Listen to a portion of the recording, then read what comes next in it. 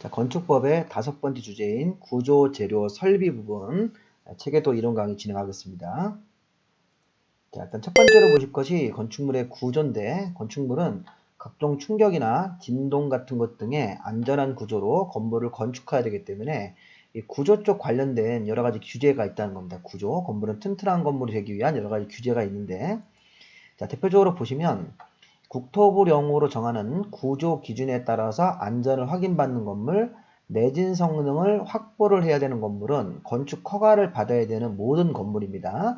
자, 이런 것들은 참고로 이렇게 읽어보시는데, 이 건축법의 국토교통부령에 보면 구조 기준, 수학적으로 구조 계산을 하는 방법이 있습니다. 이런 거를 지켜야 되는 건물은 건축 신고, 건축 협의 말고 허가를 받아야 되는 모든 건물이 구조 기준에 따라서 안전 확인을 해야 되고, 동시 허가를 받아야 되는 건물이면 이게 내진 성능을 확보했는지도 확인을 해야 되는 건물이 되는 겁니다. 자, 근데 요거는 좀 보십시오. 내진 능력을 공개를 해야 된다.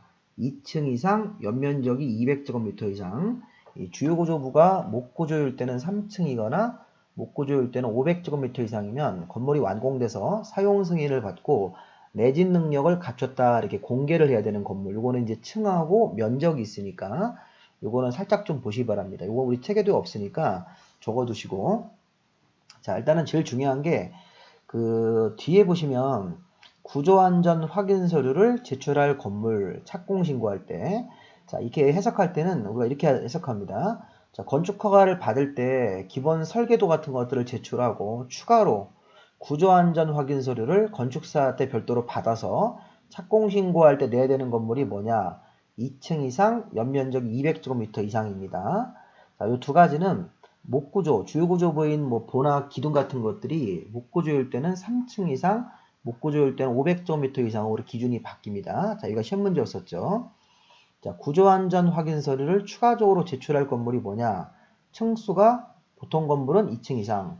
자, 주요구조부 같은 기둥이 보 같은 것들이 목구조로 되어 있을 때는 3층 이상부터 내야 되는 거고, 연면적이 200제곱미터 이상 보통 건물은 내야 되는 거고, 주요구조부가 나무로 되어 있을 때는 500제곱미터 이상이 제출 대상이 된다. 만약에 이제 목구조가 400이면 제출하지 않는다. 이렇게 시험 문제를 냈습니다.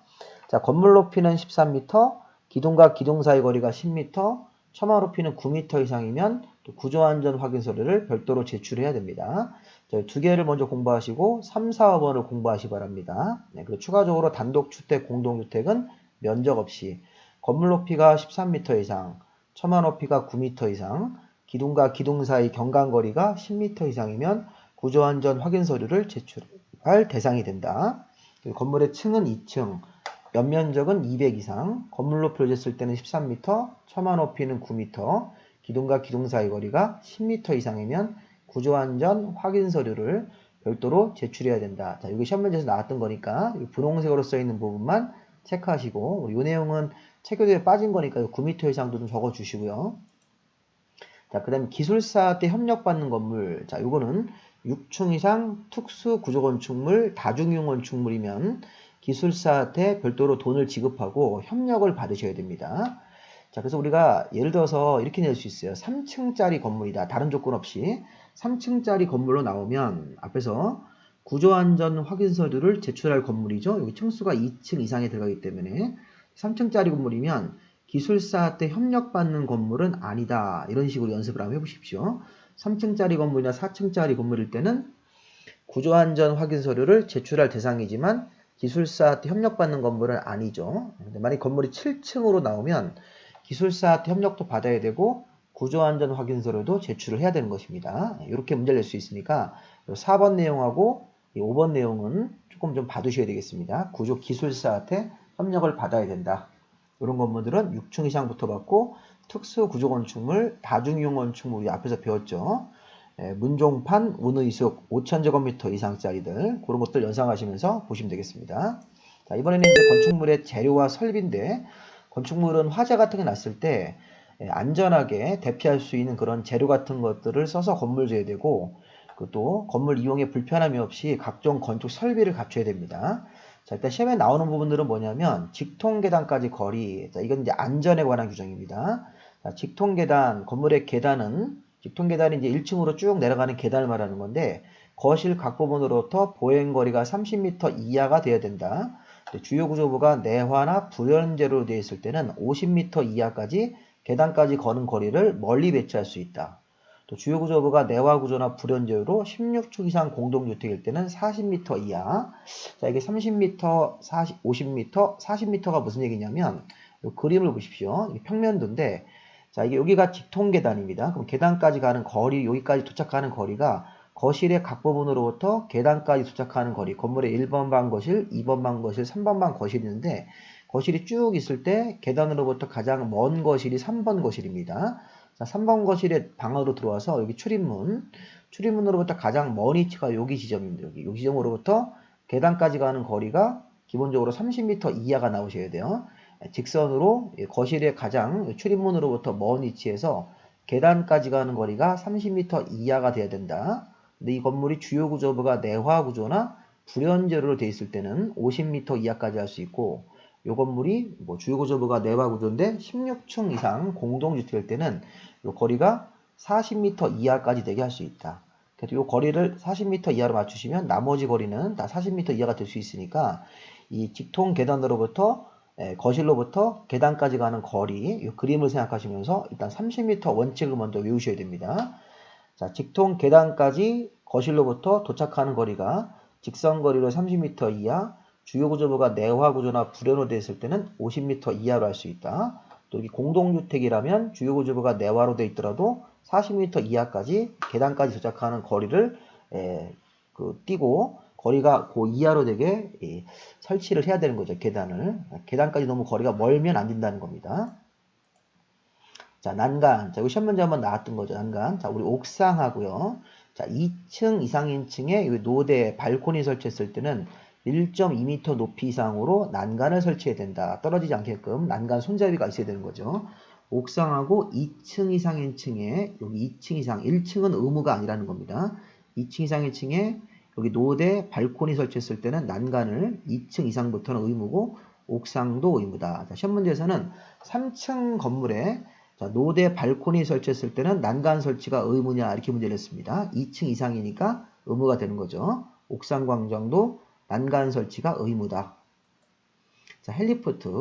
자, 헬리포트는 헬기 착륙장을 이 평지붕일 때 이제 의무적으로 만드는 건물인데 11층 이상이고 11층 이상 부분의 면적의 합계가 10,000제곱미터 이상 두 가지가 모두 맞으면 지붕이 평지붕일 때 헬리포트를 설치해야 된다. 자, 이 건물 보시면 11층 이상이니까 15층입니다. 11층 이상 건물이고 11층 이상 부분에 이 5개 층의 면적의 합이 10,000제곱미터 이상이 나오셔야 돼요. 2,000제곱미터씩이니까 10,000제곱미터가 딱 나왔죠.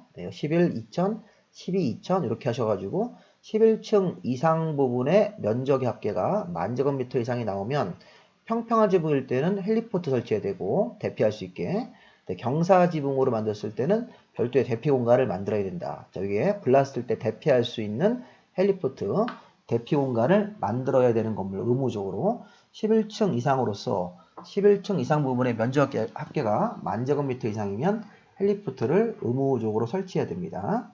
자, 네 번째.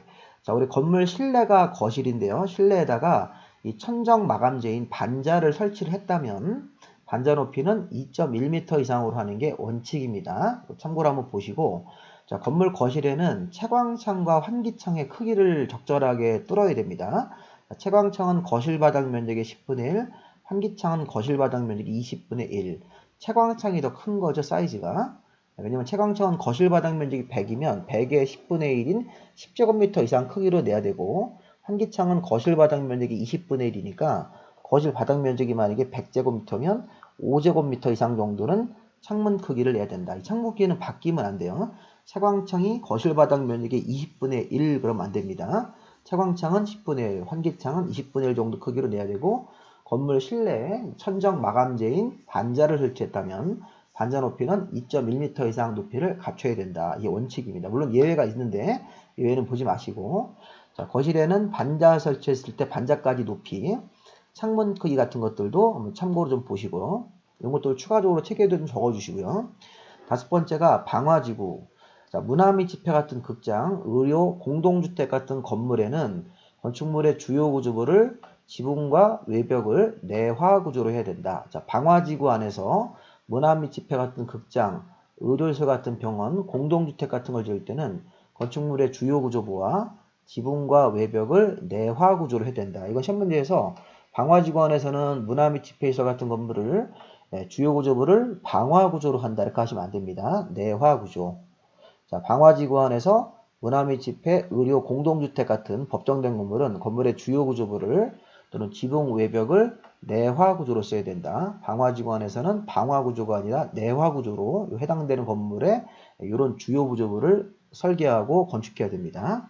자, 방화벽은 1000제곱미터 이상 대형 건물일 때는 중간에 이렇게 방화벽을 쳐서 막으라는 겁니다. 건물이 이렇게 1000제곱미터 이상으로 큰 건물이 있습니다. 1층짜리 건물인데 공장 같은 경우는 연면적 1000제곱미터 이상으로 길게 쭉 져졌을 때는 불이 나면 다 타면 안 되니까 중간중간에 벽을 막아서 공간이 1000제곱미터 미만으로 방화벽을 이렇게 막아야 된다. 그렇게 해석하시면 되겠습니다.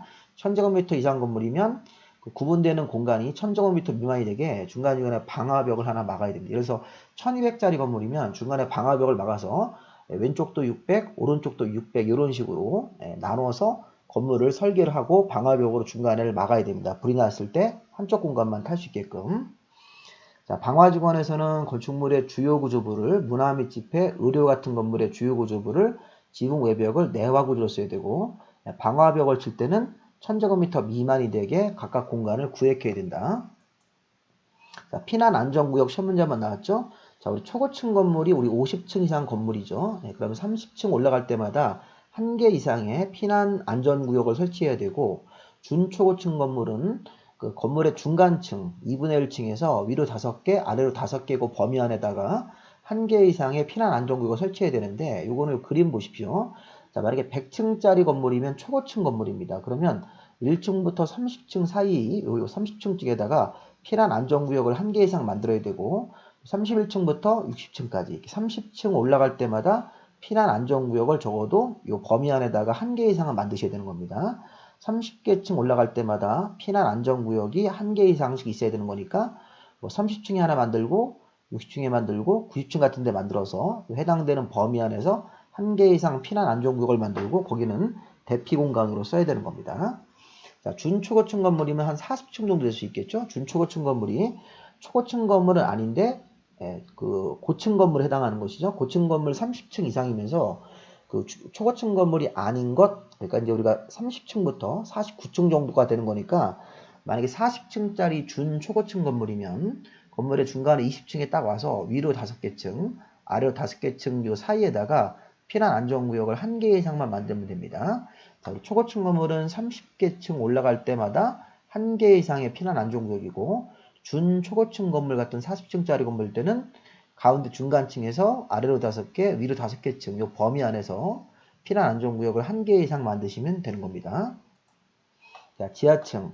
건물의 지하층으로 판정이 되면 건물 층수에 들어가지 않습니다. 건물 층수는 건축부에서 지상으로만 세는 겁니다. 지하 2개층, 지상 8개층이 있으면 그건 8층짜리 건물로 우리가 부르는 거죠. 지하층은 건물 층수를 따질 때는 포함되지 않는다. 또 지하층의 면적은 보통 총 연면적 개념에는 산입이 됩니다. 근데 용적률을 계산할 때 연면적 할 때는 그 용적률을 계산하는 과정에서 이 분자의 연면적에는 지하층 면적이 용적률 산적할 때 연면적에는 산입되지 않는다. 지하층의 특징들. 지하층은 층수에 들어가지 않습니다. 또 지하층의 면적은 총 연면적 계산할 때는 포함시켜서 계산하는 건데 용적률을 산정하는 연면적 할 때는 지하층 면적이 용적률 산정을 위한 연면적에는 산입되지 않는다. 이렇게. 자, 승강기. 자, 승강기는 6층 이상으로서 연면적이 2000제곱미터 이상 건물이면 승용 승강기를 한 대 이상을 설치해야 된다. 자, 이건 의로서가 중요합니다. 우리 일반 승용 승강기는 6층 이상으로서 연면적 2000 이상 도가주권이 모두 맞으면 승용 승강기를 한 대 이상 설치해야 된다. 단 6층짜리 건물이고 300제곱미터마다 한 개 이상 직통 계단을 여러 개를 만들면 그럴 때는 승강기 의무에서 빠지는데 참고로 보시고 원칙만 보시면 돼요. 6층 이상으로서 연면적 2000 이상이 모두 맞으면 승용 승강기를 건물 실내에다가 의무적으로 한 대 이상을 설치해야 되는 겁니다. 만약에 7층짜리 건물인데 연면적이 1800이면 이 조건에 안 맞으니까 승용 승강기 의무 대상은 아니다 이렇게 하는 거고 6층 이상으로서 연면적 2000 이상이면 승용승강기를 한 대 이상 설치해야 됩니다. 단 6층짜리 건물이고 거실의 바닥 면적 300제곱미터 이내마다 계단을 300에다 하나 만들고 또 600부에다 하나 만들고 이렇게 계단을 여러 개를 만들면 그 승용승강기를 설치 의무 대상에서 제외해준다. 자, 비상용 승강기, 더 빨리 움직이는 승강기, 일반 승강기보다 더 빨리 움직이는 게 비상용 승강기인데, 비상용 승강기는 30m를 넘는 건물이면 법정 대수 이상의 비상용 승강기를 설치해야 된다. 이게 이제 30m를 넘어가면 승강기를 비상용 승강기 형태로 건물 실내에다가 일반 승강기 말고 비상용 승강기 같은 것들을 추가적으로 설치를 해야 된다. 이렇게 한번 좀 읽어보시면 되겠습니다. 자, 그 다음에 소음 방지의 경계벽. 자, 우리 이거 조금 어려운데, 자, 이거는 소음 방지의 경계벽이 옆방 소음이 들리지 않게끔 소음 방지 바닥도 있습니다. 여기 뒤에 10번. 자, 우리 일단은 이 소음 방지 경계벽은 주택이에요, 주택. 다가구 주택 같은 거, 공동주택의 경계벽. 그 다음에 실자 들어가는 거. 기숙사 침실, 의료의 병실, 학교의 교실, 숙박설의 객실입니다. 특히 병실, 교실, 숙박설의 객실은 옆방 소음이 들리지 않아야 됩니다. 산후조리원의 임산부나 신생아실 경계벽, 다중생활시설 고시원의 경계벽, 그다음에 노인들이 거주하는 노인복주택 같은 거 이런 것들도 경계벽을 옆방 소음이 들리지 않게끔 주로 이게 주택이라든가 실자 들어가는 거, 주택, 실자 들어가는 건물들, 산후조리원, 또 고시원 같은 다중생활시설, 노인들이 거주하는 것들은 이렇게 두 개씩 한번 해보겠습니다. 주택, 단독주택, 공동주택 경계벽, 실자 들어가는 건물의 경계벽, 자, 산후조리원, 고시원 같은 것들의 경계벽, 노인들이 거주하는 이런 경계벽 같은 것들은 시험 문제가 이제 뭐가 나왔냐면 판매시설 같은 상점의 경계벽은 소음 방지용으로 할 필요가 없는 거죠. 우리 뭐 상점이라든가 아니면 무슨 무슨 위락시설 같은 거, 위락시설은 뭐 술 먹고 노는 이런 지역이니까 뭐 소음 방지용으로 할 필요 없습니다. 판매시설, 상점 같은 거, 업무시설, 업무용 빌딩 같은 거, 위락시설 같은 경우는 소음 방지용으로 설치할 필요가 없다. 이렇게. 자, 이 부분도 우리 책에도 없는데 기출문제 한번 나왔고 나중에 우리 이제 5월 달에 요약집 같은 거를 가지고 정식으로 이제 수업을 하면 요약집 공부가 좀 필요합니다. 이 책에도 가지고는 조금 기본 내용들만 보시고 물론 책에도 많은 내용들이 실려 있는데 조금 더 많은 내용들을 보시려면 요약집을 가지고 공부하실 거고 요약집에는 이런 부분 다 있으니까 이렇게 책에도에다 한번 시간 나시면 추가적으로 메모를 좀 해보시고요. 주택, 실자 들어가는 건물들, 그 다음에 산후조리원, 다중생활시설 고시원, 노인들이 거주하는 그런 시설에는 경계벽을 소음 차단, 소음 방지용으로 해야 된다. 자, 이번 소음 차단용 바닥. 자, 소음을 방지할 수 있는 바닥 설치하는 것도 주택입니다. 주택. 다가구 주택, 공동주택, 그다음에 오피스텔도 이제 위아래층 간에 소음이 생기면 안 되죠. 그다음에 이종문생 중에 다중생활시설이면 이게 고시원, 바닥 면적 합계가 500 미만, 숙박시설 같은 경우는 이거 이제 바닥 면적이 500제곱미터 미만의 고시원. 자, 이 둘 다 고시원인데 사이즈가 이제 요거 크고 요거는 이상이죠. 좀 오타가 났네요. 숙박시설은 다중생활시설이 바닥 면적 합계가 500제곱미터 이상으로 요거 좀 고치십시오. 자, 그러면 자, 소음 방지용 바닥 설치하는 건물은 다가구나 아파트 연립 같은 공동주택, 주택, 오피스텔 들어가고 이종문생으로 분류되는 다중생활시설은 500 미만, 숙박으로 분류되는 다중생활시설은 500 이상입니다. 500 이상. 이거 500 이상으로 좀 바꾸십시오. 오타입니다. 네, 그러면 침실, 병실, 교실 같은 실자 들어가는 거는 소음 방지용 바닥으로 할 필요가 없는 건물이다. 이거 주의. 자, 우리 침실, 교실, 병실 어디서 나왔었냐면 앞쪽에서 소음 방지용 경계벽을 할 때는 소음 차단용, 소음 방지용 경계벽 하는 건물은 되는데 소음 차단 바닥에는 들어가지 않습니다. 소음 차단, 소음 방지하는 바닥에는 주택, 오피스텔, 사이즈가 작은 고시원, 사이즈가 큰 고시원 요거 이상으로 바꿔가지고 고시원, 가운데 오피스텔, 주택 이런 것들은 소음 방지용 바닥을 해야 되는데 침실, 병실, 교실은 소음 방지용 바닥 대상이 아니다. 의무 대상이 소음 차단 경계벽의 대상이 되는 거니까요. 자, 범죄 예방 기준도 우리 CC카메라 같은 걸 달고 범죄 예방 같은 기준을 지켜서 건물을 지어야 되는 것도 일단 주택입니다. 주택. 다가구 주택, 아파트 연립 다세 같은 공동주택. 자, 일종 문생 중에 편의점 같은 소매점, 이종무 수행 중에 고시원, 그 밖에 이제 문화 및 집회, 극장, 교육 연구설 같은 학교, 뭐 노유자, 수련시설, 오피스텔 이런 것들인데, 자, 중요한 건 여기 동식물원하고 연구소나 도서관은 제 노란색만 좀 보십시오.